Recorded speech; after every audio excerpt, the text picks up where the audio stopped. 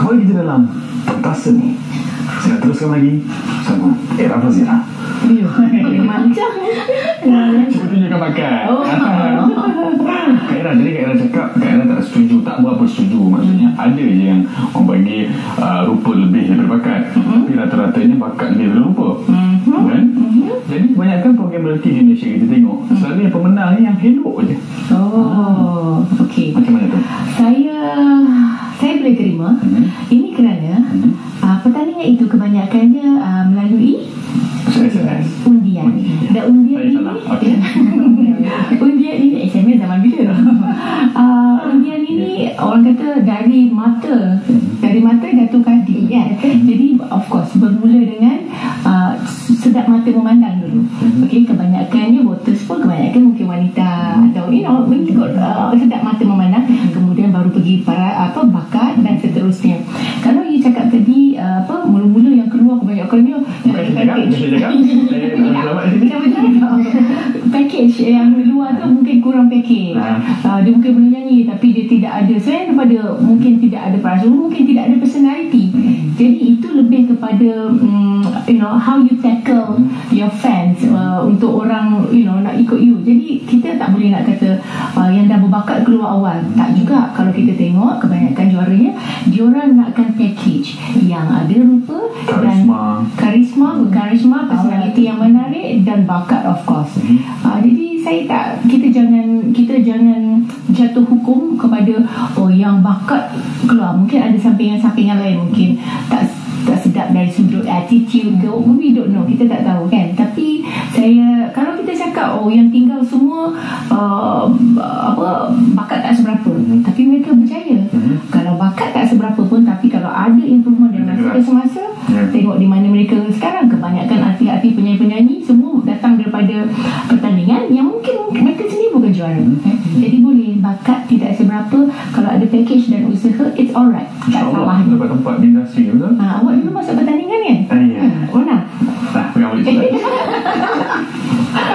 Saya sepatutnya menang. Betul, jangan menangkan saya. Takut saya tidak tanding. Yang itu lebih begitu aib lah. Baik, Nabila Razali, saya nak tanya awak. Nervous. Kenapa nervous? Okay. Awak patut risau dengan soalan ni. Itulah. Baiklah. Awak rasa stesen sepatutnya memang peranan macam mana untuk mengawal kualiti pelakon-pelakon atau penyanyi-penyanyi baru?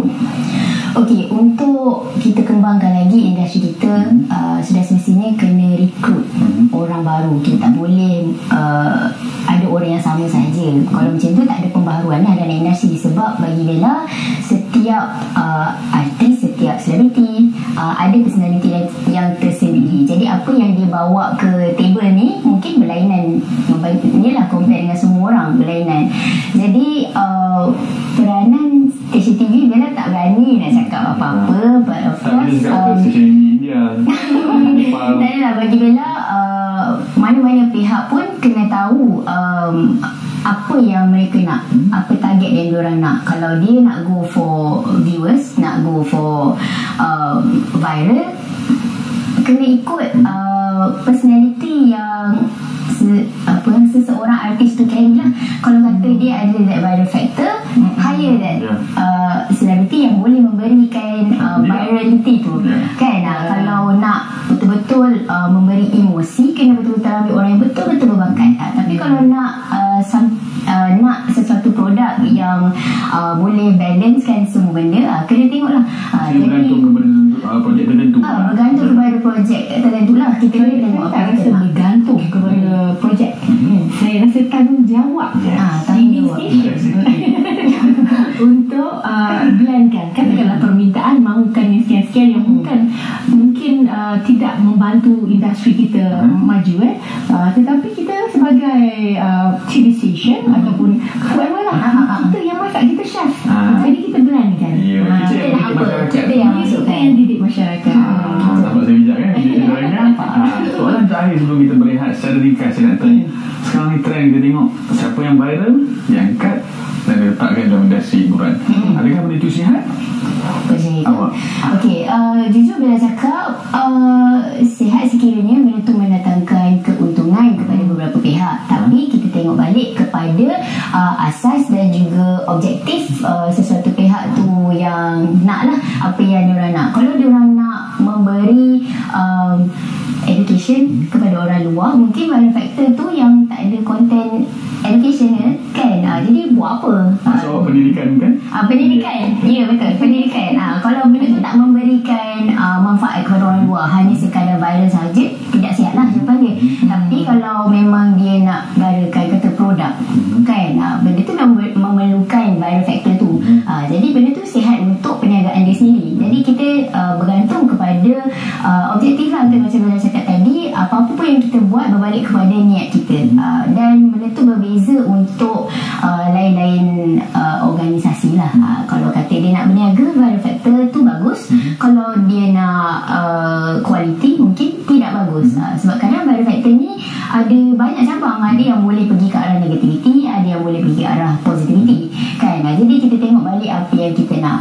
Macam sekarang khususnya, macam Bella sendiri, kalau Bella mesti dalam hati bikin mesti cakap macam Nagara Zali suka gimmick-gimmick apa semua, tak ada. Sebab Bella dah biasa dapat soalan ni. Jadi Bella tahu tak banyak sedikit mesti orang yang menonton ni bukan. Memang persoalan ni banyak lah yang diajukan kepada Bella. Jadi Bella rasa ini adalah tempat untuk Bella explain benda tu kan. Jadi untuk kita pastikan produk yang kita keluarkan memberi impact kepada pendengar dan juga penonton. Khususnya macam Bella baru je release lagu peluang kedua, alhamdulillah mendapat penerimaan ramai kan. Jadi Bella tak rasa viral factor tu adalah satu benda yang negatif atau satu benda yang tidak sihat untuk industri kita. Sedangkan Bella cuba untuk bagi orang dengar apa yang kita hasilkan, apa yang cakap tenaga yang kita dah habiskan untuk hasilkan satu hasil kerja ni. Bukan setakat Bella seorang, tapi komposer dari muzik semua orang lah yang ada dalam grup tu. Saya tak nampak awak buat gimmick ke apa. Saya nampak awak ni macam rumah saya. Jadi dengan seketika kembali kita dalam pentas seni. Dia paling adil kalau dia dua rupa dan bakat. Disebabkan kita punya market kecil, jadi tidak boleh lari daripada komersial. Honestly, kita tak expect siapa-siapa yang berlakon dalam film kita tak ada bakat. Yang paling penting bagi saya bakat. Orang tu kena ada bakat, dan orang tu pun kalau dia berbakat dia kena ada minat lah. Bagi saya, pelakon yang sesuai dengan karakter itu yang penting, supaya karakter itu bila dilakonkan lebih memorable, lebih orang percaya lah. Trend di sini adalah kebanyakannya diambil daripada pelakon yang orang kata memang menjadi pujaan masyarakat. Pasal betul tu actually depends on character of apa yang kita kena cari untuk cerita kita. Bagi saya rupa itu sangat penting untuk menarik perhatian orang. Tak salah. Dan sebab ini jadi kita ni ke mana arah tuju adakah untuk bisnes? Mungkin peluang ini terbuka bila mana kita punya market industri kita ni meluas, ataupun kita boleh bawa keluar untuk festival film ataupun untuk dibawa secara global. Jadi di situlah baru kita nampak bila film kita ni memang mengutamakan karakteristik. Ya betul. Kalau rupa tu manis ada masa kan, manis memandang of course lagi bagus. Dan saya rasa as a actor atau actress, satu benda yang kita rasa kita tekankan adalah penampilan diri. First, kita kena tengok market ni macam mana boleh bawa karakter tu. And the second one, kita kena tengok does it fit dia punya karakter yang kita nak.